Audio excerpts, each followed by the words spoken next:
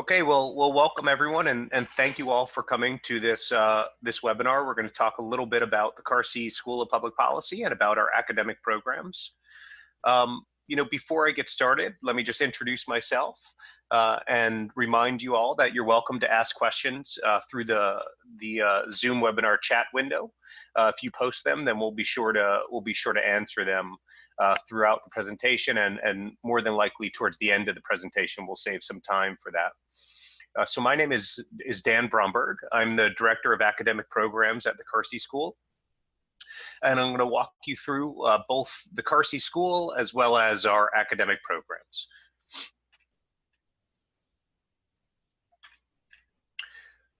So why the Carsey School? The Carsey School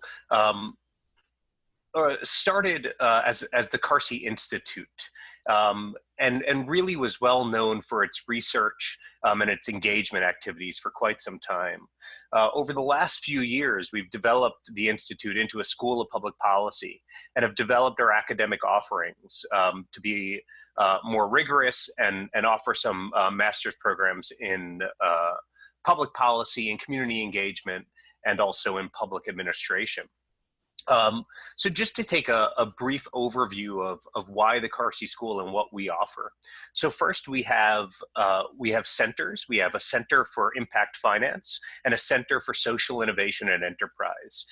These are really engaged research centers looking to make changes for various societal needs. We then have research centers. We have community and the environment. We have vulnerable families. We have an evaluation center, a demography center. And the research that comes out of Carsey has made an impact both on the international level, at the national level, and certainly regionally. We've been engaged both in the legislative process in Concord and making an impact in policy in Washington. And lastly, we have our outreach that we do. Some of you might have heard of New Hampshire Listens, which is a nationally award-winning civic engagement initiative. They organize deliberative conversations primarily throughout the New England region, but they're well known nationally. And the goal is to get people to come together and talk over challenging issues. So those are a few of the things that we do at Carsey outside of our academic programs. However, we're here to talk a bit more about our academic programs themselves.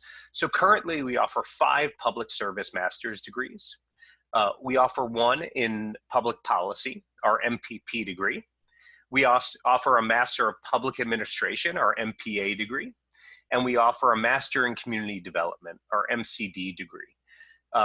In addition to those, we offer 2 dual degrees.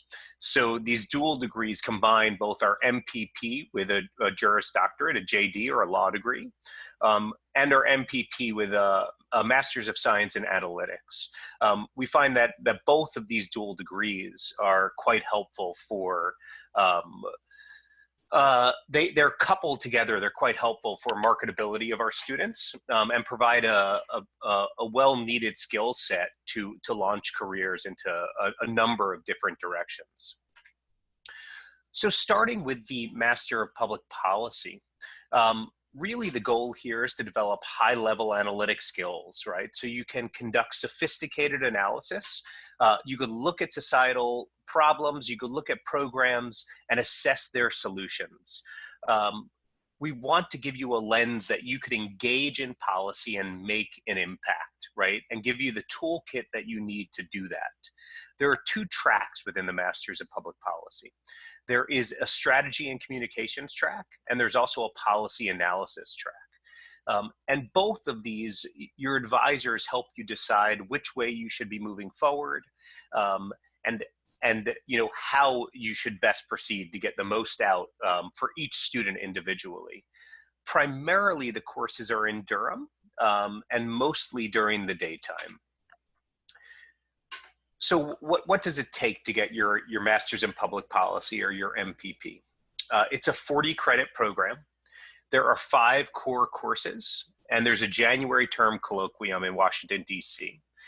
There's also an internship and a capstone. Let me just talk about the Washington, D.C. colloquium a little bit, because we actually just returned back from that. This is a trip where we go down to Washington, D.C. with our cohort. So this was our cohort that began this previous fall. There were 12 students that came down and 2 faculty members.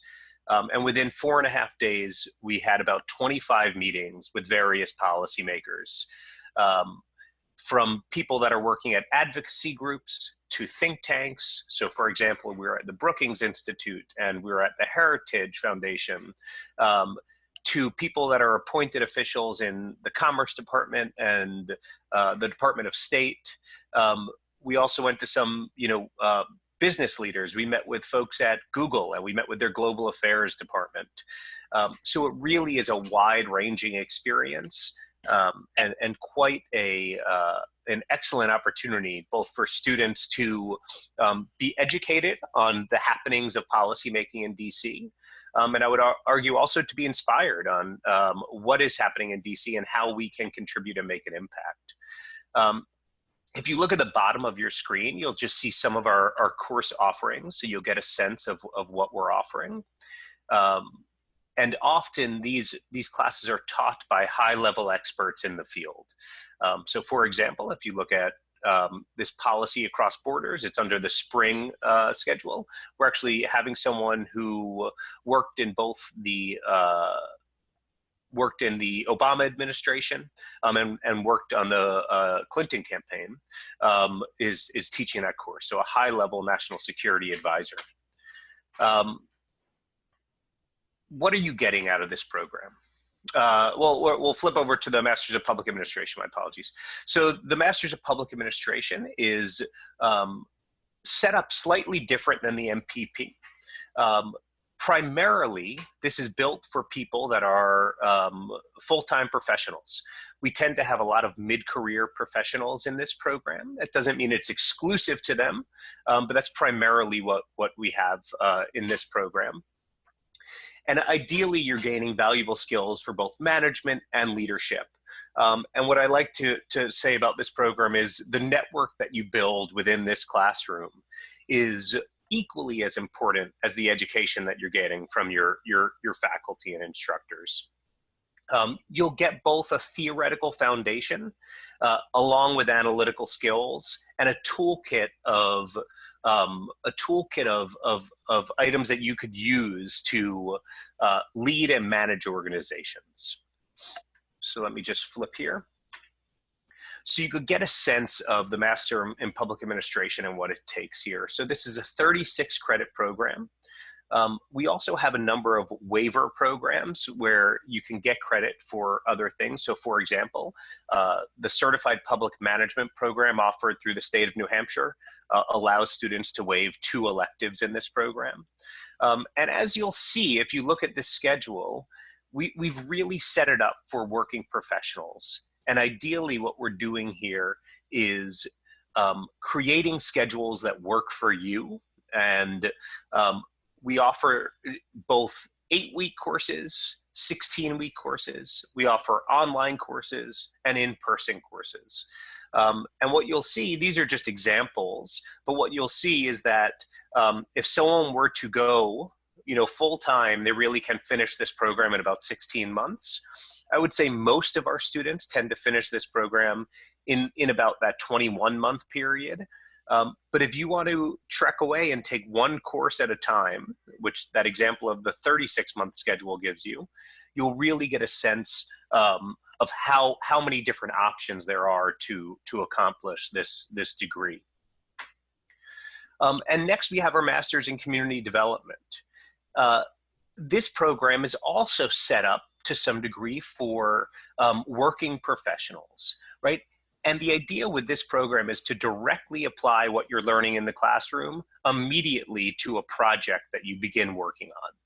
So unlike other programs, including both the Master's in Public Policy and the Master's in Public Administration, where your capstone experience is at the end of your graduate experience, the capstone experience in the Master in Community Development is a year-long initiative.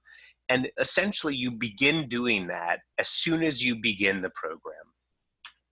So what do I mean by that? This program is built to be a hybrid program. You have an initial series of classes over a summer period, and then you jump online and do a sequence of courses online, and then may return back during the next summer period. So the entire time you've met your cohort that you're working with, and then you are turning that experience. So this program really does, it creates both an in-class experience along with an online experience. So it creates a bit more experience, a bit more of a hybrid experience, as I was saying earlier. And really, the efforts here are looking at nonprofit organizations, non-governmental organizations, and community-based organizations to help with development issues, both regionally, nationally, and internationally. And really, the student base within this program spans both regional, national, and international. So which Carsey degree is right for you? And what we've done here is we've really tried to break this down for you. We try to, so I'm going to be looking at this total tuition line. You'll get a sense of what the sticker price is for these degrees.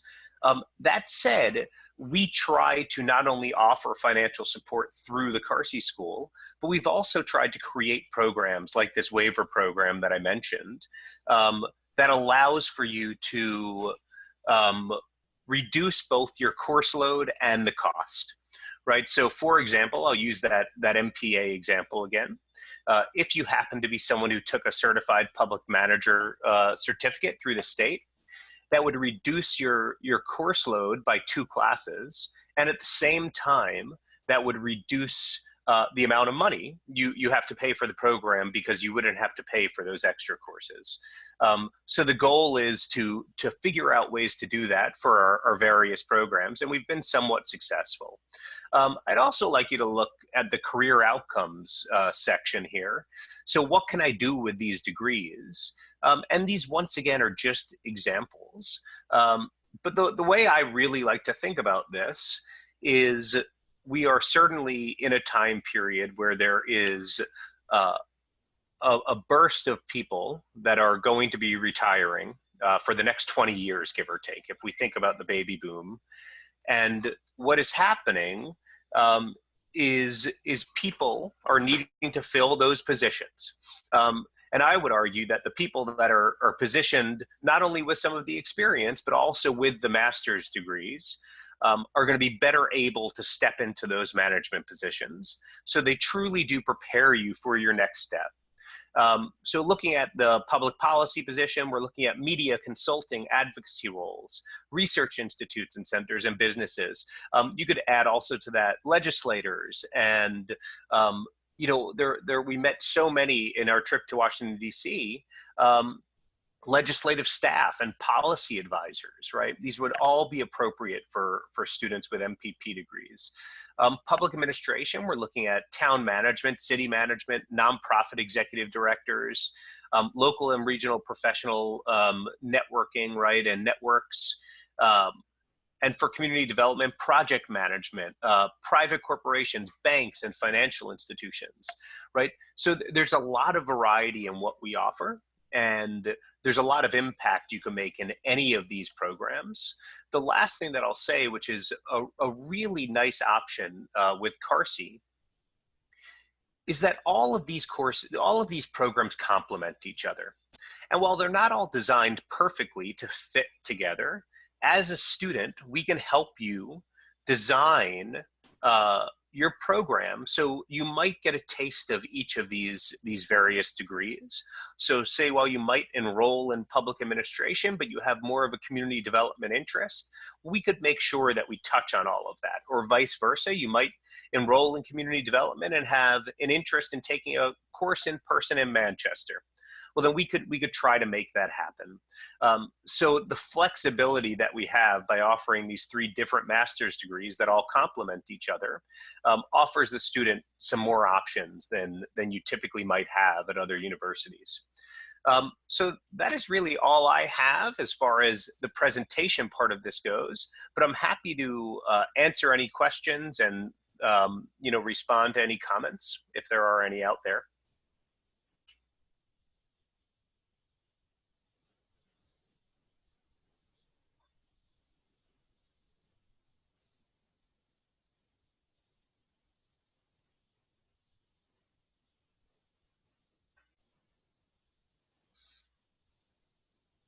Can I talk a little bit about scholarships?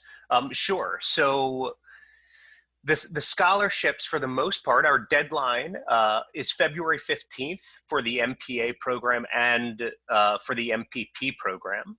And for the Masters of Community Development program, it's April 15th. And depending on the program, we offer a wide variety of scholarships.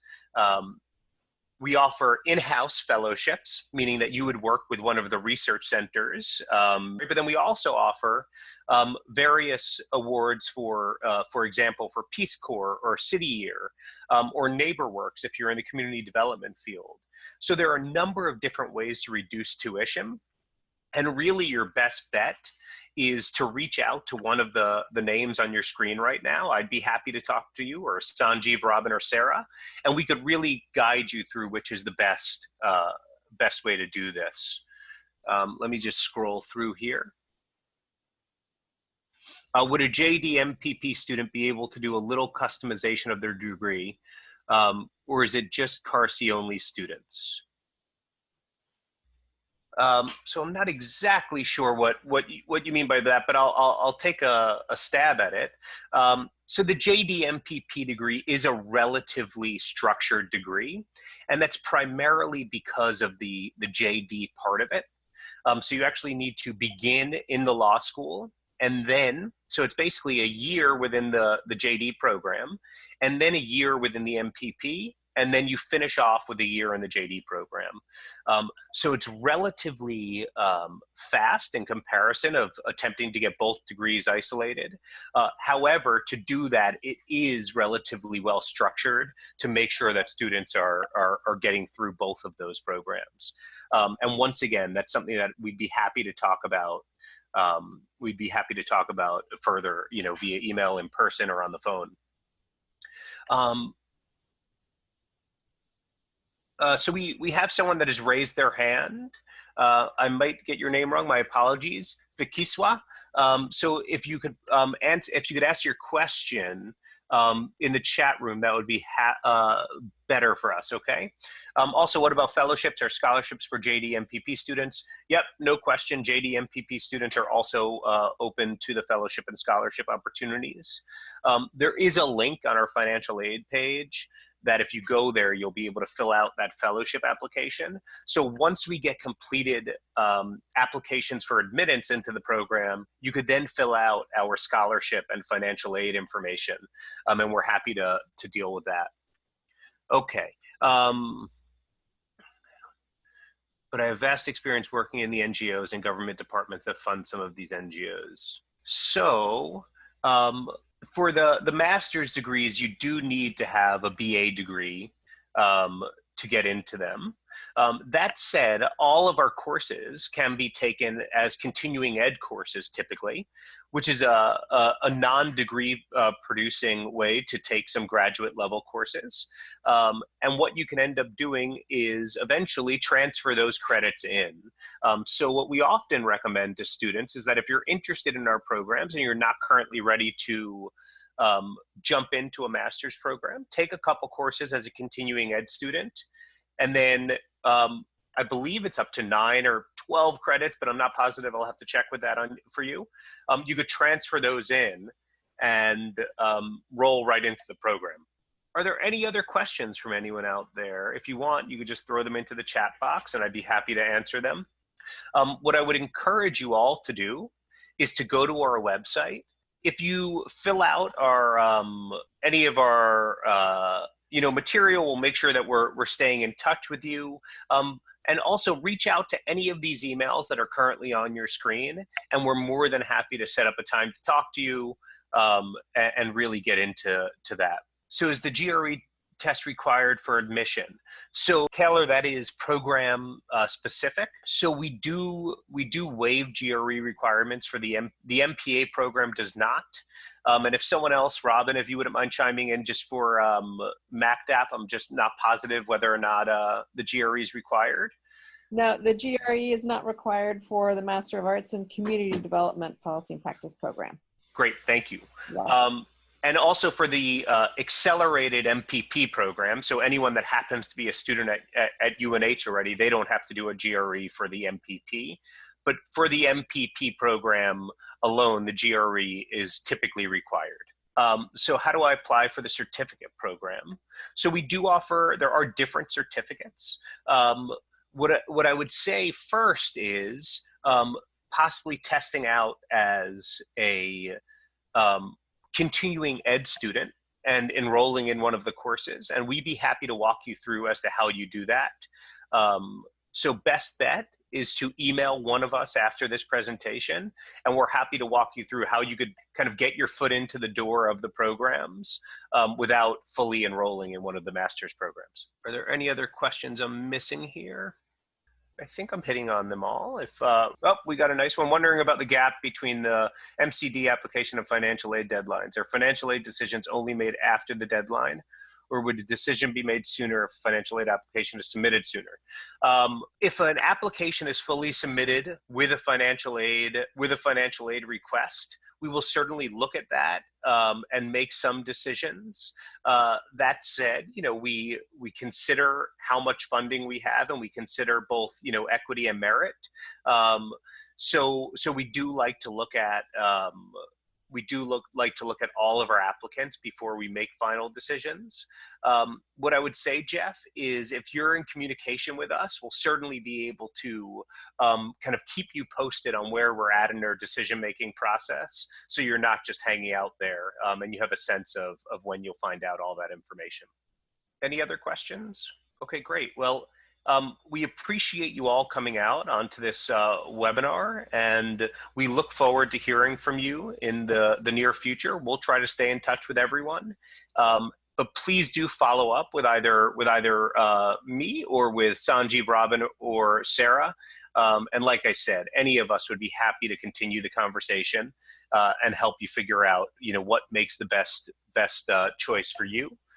We certainly are looking for programs that fit both the student, right, with the appropriate program. And if we feel like this isn't going to help you reach your career goals, then obviously we would encourage you to look at other programs and what makes the most sense for you. But we're happy to walk you through that decision-making process, and we're happy to help you out from, making that decision to submitting your application to getting rolling in the program. We're all here to support you. And we appreciate you all coming out and listening today. So take care, and good luck to everyone.